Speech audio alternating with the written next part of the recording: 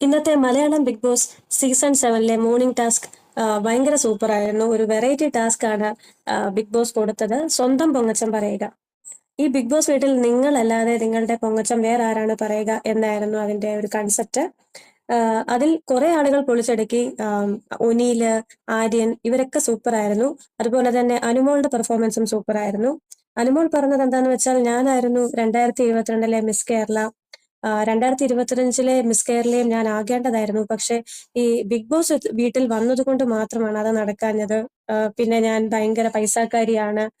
നിങ്ങൾക്കൊരു സത്യം അറിയാമോ? ഈ ബിഗ് ബോസിലെ പകുതി പ്രോപ്പർട്ടിയും എന്റെയാണ്.